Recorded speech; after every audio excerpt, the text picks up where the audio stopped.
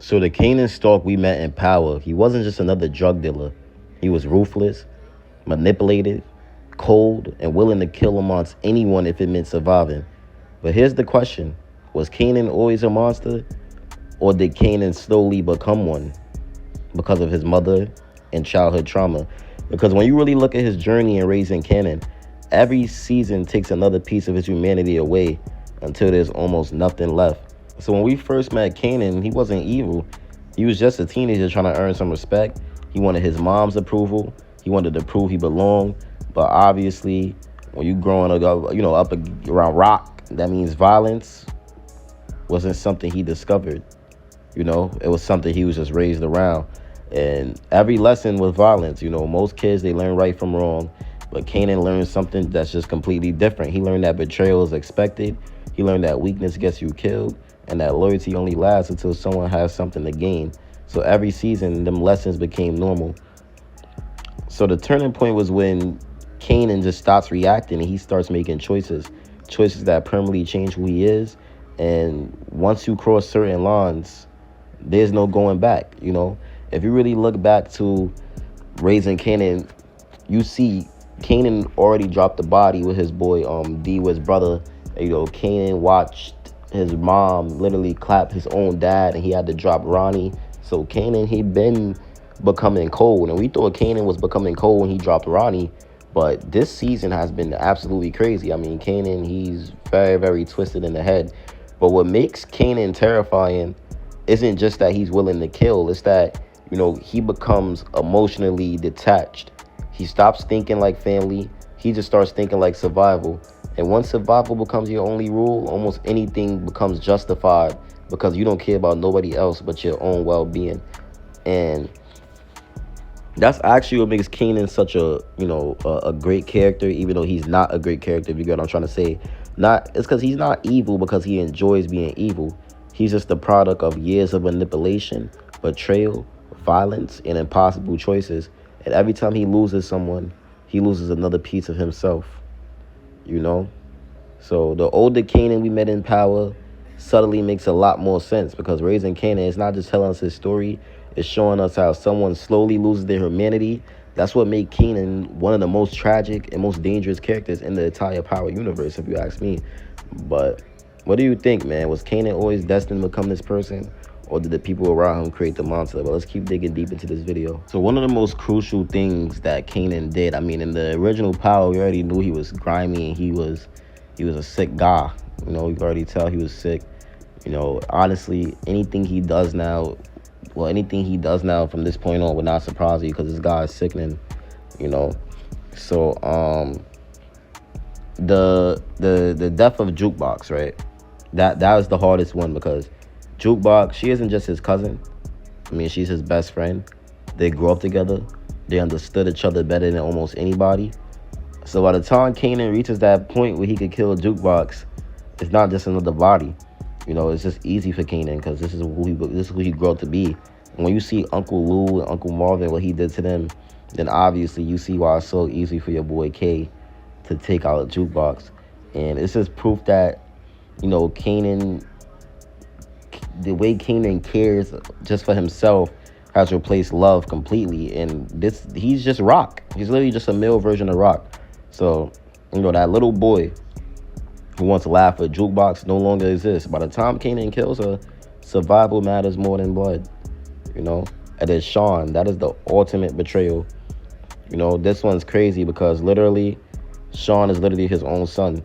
And it's like Kanan doesn't kill Sean because he enjoys it, but he kills him because in Kanan's mind, Sean betrayed him by siding with Ghost and Tasha. Kanan sees it as choosing his enemies over his father. And Kanan's twisted real view, betrayal deserves death, even if it's your own child. And that's what makes this scene so disturbing and empowering, that Kanan's just an absolute sick, he's just a sick dude. And you will say, people say most fathers would die for their son, but Kanan made his son die for what he believed was betrayal. And he believed that Ghost was Kanan's. No, he believed that, Ghost was Sean's dad. He didn't think he was Sean's dad, even though he was. Now, Lulu. This is one of the biggest moments in raising Kanan, right? Because Kanan, he doesn't set out intending to kill Lou during the confrontation after the season 4 cliffhanger. But Lou gets caught in the chaos and Kanan accidentally shoots him. But intent just doesn't erase consequences. That single shot, it destroyed what was left of the Thomas family. And even the cast and showrunner described it as a defining moment in Kanan's journey. And it also led to Marvin beating up Kanan, which led to Kanan killing Marvin. So whether it was intentional or not, Kanan, that doesn't change what Kanan did. And once Kanan killed his own uncle, there was honestly no going back. So Marvin. We just watched the video. We just watched Power. We seen what Marvin did. So he gets mad. Breeze and Snaps and Pops kind of manipulated Kanan into killing Marvin also. And then Marvin was also mad that he got beat up. So Marvin, he handled Marvin, even though Snaps and Pops was literally dead. Marvin got handled by Kanan in the church. He cold-bloodedly stood and looked Marvin in the eyes and dropped him off and put his hoodie on and walked away. So Kanan is sick. Now, people think Kanan became a monster just because he kills people. But that right there is backwards. Kanan became a monster because one by one, he reached a point where family just stopped mattering. So first it was trust, then it was loyalty, then it was blood. And by the time we met him in Power, there isn't a single relationship he won't sacrifice if he thinks it's necessary. And these 4 family members, them murders tell the story of Kanan's transformation. Let's talk about even how after death, Kanan was still a monster. Because here's the craziest part about Kanan Stark, right? Even after he died, he still got exactly what he wanted. When Kanan first met Tariq, revenge was always part of the plan. He wanted to use Ghost's own son against him. So at first, Kanan manipulated Tariq as a way to get back at Ghost. But over time, the relationship became more complicated. Kanan started treating Tariq almost like a younger version of himself, teaching him the rules of the street and becoming a father figure that Tariq felt he could trust. So think about everything Kanan taught Tariq. He taught him how to hustle. He taught him how to lie. He taught him how to survive. He taught him how to play chess. Most importantly, he taught him not to trust Ghost. So Kanan constantly undermined Ghost in Tariq's eyes, while giving Tariq the freedom to make his own choices. Even when those choices pulled him deeper into the criminal world, series creators have pointed to Kanan's influence as a major reason Tariq drifted away from his father. So what's scary is Kanan didn't even need to pull the trigger himself. He just planted the idea. So every time Kanan, was just with Tariq, it was just to get back at Ghost. So every conversation, every lesson, every lie, every time he made Tariq question Ghost, he was building something.